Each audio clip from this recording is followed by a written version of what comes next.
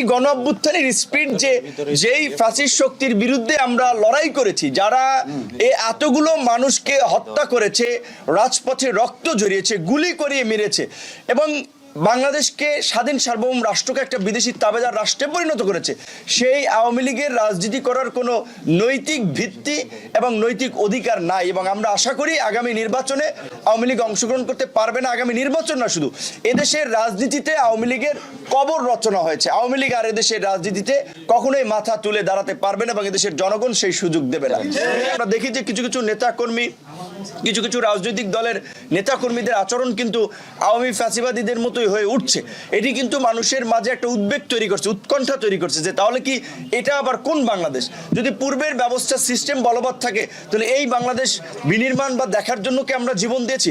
কাজেই রাজনৈতিক দলের দায়িত্ব এবং দায়িত্ববোধ রয়েছে জনগণের প্রতি সহনশীল থেকে নাগরিকদের প্রতি সম্মান দেখিয়ে তাদের রাজনৈতিক কর্মকাণ্ড পরিচালনা করা। কোনো দলের বাড়াবাড়ি, হানাহানি, মারামারি, দখলদারি, চাঁদাবাজি এগুলো যদি চলে সেই দল কিন্তু জনগণের দ্বারা প্রত্যাখ্যাত হবে। আমরা সকলকে এই বিষয়ে সতর্ক থাকার আহ্বান জানাই। আমরা সকলেই বলেছি কিন্তু যেহেতু এটি একটি বাংলাদেশের ইতিহাসের একটি যুগান্তকারী পরিবর্তন এবং বাংলাদেশের মানুষ দল মত নির্বিশেষে সকলে ঐক্যবদ্ধভাবে এই লড়াই করেছে এবং এই লড়াইয়ের পেছনে বড় ধরনের একটা প্রেক্ষাপট রয়েছে। বিশেষ করে গত ১.৫ দশকে ফ্যাসিবাদী আওয়ামী সরকারের যে দুঃশাসন সেটা কার্যত বাংলাদেশের স্বাধীনতা সার্বভৌমত্বকে একটি সংকটে ফেলেছিল, যার ফলেই কিন্তু এই গণ অভ্যুত্থান অনিবার্য হয়ে পড়েছিল।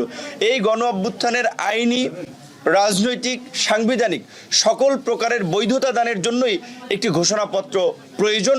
গতকালকে সকল রাজনৈতিক দলের নেতৃবৃন্দ তাদের মতামত দিয়েছে।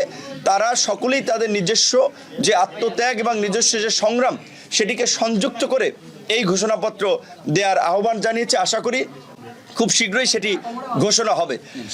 জাতীয় নির্বাচনের বিষয়ে প্রধান উপদেষ্টা পরিষ্কারভাবেই বলেছে যে আপনারা যদি শুধুমাত্র নির্বাচন কেন্দ্রিক কিছু সংক্ষিপ্ত সংস্কার চান তবে এই বছরের ডিসেম্বর, আর একটু বিস্তৃত পরিসরে সংস্কার চাইলে সেজন্য হয়তো আরও 6 মাসের সময় প্রয়োজন। আমরা মনে করি যে শুধুমাত্র একটি নির্বাচনের জন্য এই গণ অভ্যুত্থান হয় নাই, শুধুমাত্র একটি ভোটের জন্য এই গণ অভ্যুত্থান হয় নাই।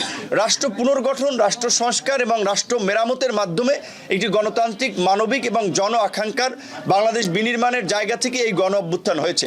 কাজেই সেই জন আকাঙ্ক্ষার বাংলাদেশ বিনির্মাণে রাষ্ট্র সংস্কার অনিবার্য হয়ে উঠেছে। স্থানীয় সরকারের, বিশেষ করে ফ্যাসিস্ট সরকারের আমলে বিতর্কিত নির্বাচনে যারা জনপ্রতিনিধি হয়েছেন তাদেরকে অপসারণ করা হয়েছে। এই বিতর্কিত নির্বাচনে জনপ্রতিনিধিদেরকে অপসারণের ফলে এখন আর স্থানীয় সরকারে জনপ্রতিনিধি নাই, যার ফলে স্থানীয় সরকারের কার্যক্রম কার্যত স্থবির, জনগণ একটা ভোগান্তির শিকার হচ্ছে। তাই আমরা দ্রুত বর্তমান সরকারের কার্যক্রমে গতি আনার জন্য, সরকারকে গতিশীল করার জন্য জাতীয় নির্বাচনের আগে স্থানীয় নির্বাচন করার আহ্বান জানাচ্ছি। জাতীয় নির্বাচনের আগে যদি স্থানীয় নির্বাচন হয়, এই নির্বাচন হবে বাংলাদেশের ইতিহাসে সবচেয়ে গ্রহণযোগ্য, সবচেয়ে মডেল স্থানীয় সরকার নির্বাচন। কারণ রাজনৈতিক দলগুলো সরকারে গিয়ে যখন তারা স্থানীয় সরকার নির্বাচন দেয় সেখানে তাদের আধিপত্য থাকে, প্রভাব থাকে, বিপরীত পক্ষের প্রার্থীদেরকে আঘাত করা হয়, হামলা করা হয়, মামলা করা হয়। এটি বাংলাদেশের গত 5 দশকের ট্রেন্ড আমরা লক্ষ্য করেছি। যেহেতু সংস্কার কমিশনও বলেছে জাতীয় নির্বাচনের আগে স্থানীয় নির্বাচনের পরামর্শ তারা দিয়েছে, আমরাও সরকারের প্রতি আহ্বান জানাবো যে অন্তত যদি এই জাতীয় নির্বাচন আগামী আপনার বছরের জুন জুলাইয়ে হয়, অন্তত এই আপনার মার্চ এপ্রিলের মধ্যে যেন স্থানীয় নির্বাচনের বিষয়ে সরকার একটা সিদ্ধান্তে পৌঁছায়, তাহলে সরকারের কার্যক্রমে গতি আসবে। আপনাদের সকল এই সরকারের যে জনসমর্থন সেটি বাংলাদেশের সৃষ্টির পর থেকে সবচেয়ে একটা বৃহৎ জনসমর্থন, যেটা রাজনৈতিক দলের বাইরেও বিভিন্ন নাগরিক সমাজ, সাধারণ মানুষ কিন্তু সরকারকে সমর্থন দিয়েছে।